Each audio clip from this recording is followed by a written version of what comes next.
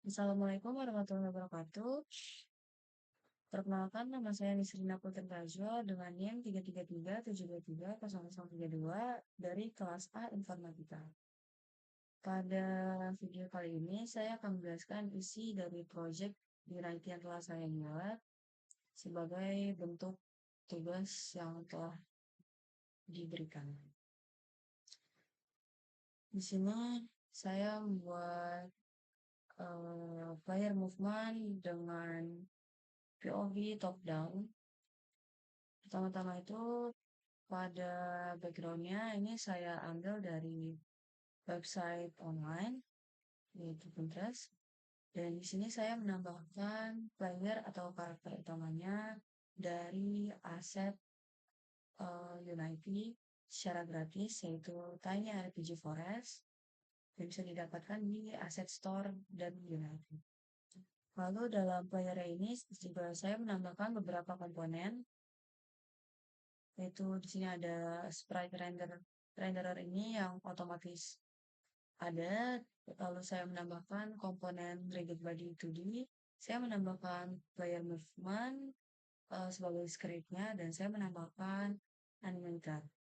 Di rigid body ini saya mengubah bagian gravity scale menjadi 0 karena pada eh, project yang saya buat ini itu berbasis top down sehingga tidak menggunakan gravitasi. Makanya saya eh, ubah gravity scale, saya buat gravity scale menjadi 0. Lalu di sini untuk constraints-nya untuk freeze rotation itu bagian Z saya centang karena eh, mengaktifkan opsi freeze rotation Z agar karakter itu tidak berotasi atau tidak berputar ketika terkena interaksi. Lalu selanjutnya di sini player movement itu sebagai script untuk input keyboard dari player, jadi untuk menggerakkan player juga. Lalu sini animator. Oke, untuk animasi pergerakan dari player itu saya menambahkan beberapa animasi yang bisa didapatkan juga dari aset Tiny RPG Forest. Di sini saya menambahkannya dengan Pino Motion lalu Animation. Ada beberapa yang saya tambahkan, yaitu beberapa klip yang saya tambahkan. Yaitu di sini ada player idle, di sini animasi player ketika diam, hanya diam doang. Lalu di sini saya player walk down. Di sini ketika kita menjalankan player ke arah bawah, animasinya seperti apa. Dan di sini saya itu set menjadi 12 supaya eh, playernya itu pergerakan dari playernya itu tidak terlalu cepat. Jadi ketika kita menggerakkan player ke arah bawah, dia akan bergerak seperti animasi seperti ini. Lalu di sini saya juga membuat player walk left. Saya set 12 juga, jadi ketika kita menggerakkan player ke arah kiri, dia akan bergerak seperti animasi ini. Lalu saya juga membuat player walk right, saya set 12 juga. Ketika kita menggerakkan player ke arah kanan, seperti ini animasinya.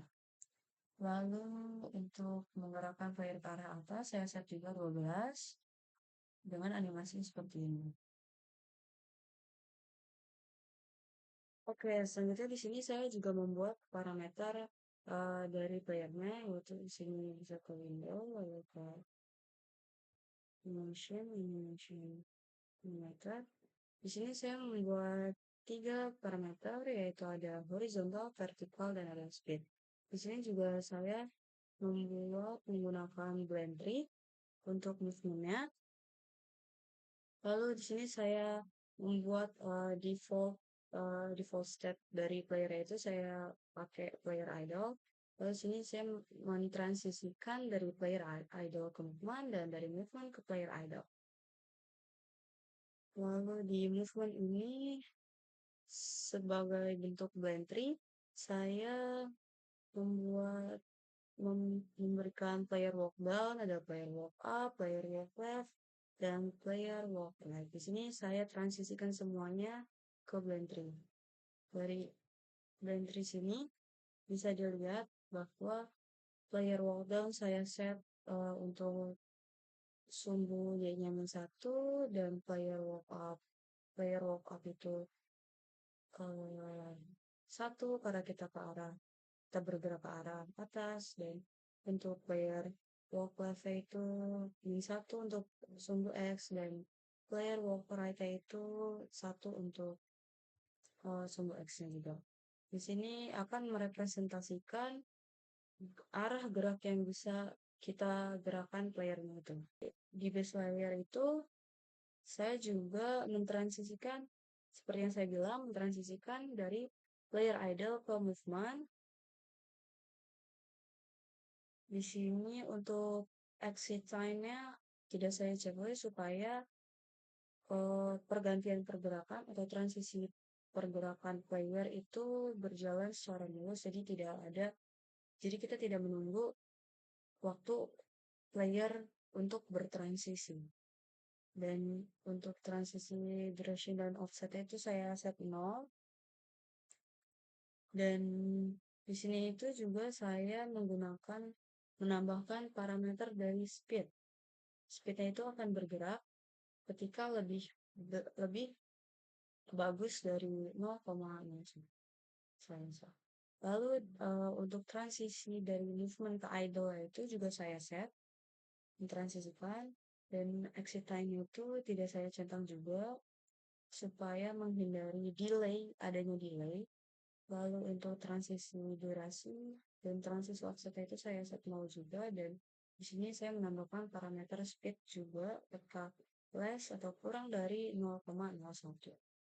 Jadi di sini itu saya menambahkan ada public float, ada public float move speed, ada public rigid body 2D, dan ada public animator anime. Player move di sini bagian komponen player movement script, karena tadi saya menambahkan public float, move speed, public rigid body, dan public animator. Di sini akan menampilkan move speed, RB, dan animator sesuai dengan yang ada di kode tadi.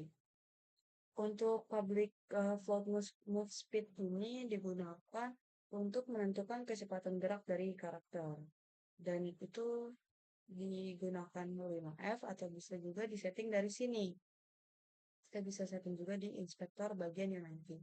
Kalau di sini juga saya menambahkan public rigid body 2D RB, ini sebagai namanya doang supaya muncul di Unity-nya. Sini bisa dilihat untuk di Unity-nya juga bisa diganti-ganti atau bisa diedit bagian inspektor RB di sini sebagai referensi ke komponen rigid body-nya itu pada karakter. Jadi digunakan untuk menggerakkan karakter secara fisik. Selanjutnya saya juga menambahkan public animator yang itu digunakan sebagai referensi ke komponen dari animator ini. Digunakan untuk mengatur animasi dari karakter. Dari bagian ini sebagai referensi dari sini. Lalu selanjutnya di sini juga saya ada menambahkan vektor movement, yaitu variabel bertipe vektor 2 yang menunjukkan arah gerak berdasarkan input dari pemain. Selanjutnya di sini saya juga menambahkan fungsi dari update atau void update, yaitu mengambil input dari keyboard, bisa dari panah atau dari WASD. Di sini ada movement X dan movement Y. Ini input get access raw itu untuk membaca input dari keyboard. Untuk animator set float ini sebagai bentuk update dari parameter yang sudah ditambahkan tadi. Parameter yang di dalam Unity itu kan tadi saya menambahkan 3 ya, ada horizontal, vertical, dan ada speed. Lalu di sini juga saya menambahkan fungsi dari fix update, yaitu digunakan untuk mengatur fisik movement atau pergerakan fisik dari karakter karena dijalankan secara konsisten. Jadi bisa secara konsisten, tidak tergantung dari frame rate-nya. Di sini untuk RB move position itu digunakan untuk memindahkan posisi karakter berdasarkan RB position atau posisi saat ini, lalu berdasarkan arah gerak, lalu berdasarkan kecepatan, dan berdasarkan dikalikan dengan time fix delta time supaya pergerakannya itu konsisten di semua device. Kita menggerakkan player ke maaf, loading terlebih dahulu. Kita akan menggerakkan player ke arah kiri, menggerakkan player ke arah kanan, lalu menggerakkan player ke arah bawah, dan menggerakkan player ke arah. Ini bisa lewat dari ini, lalu bisa lewat.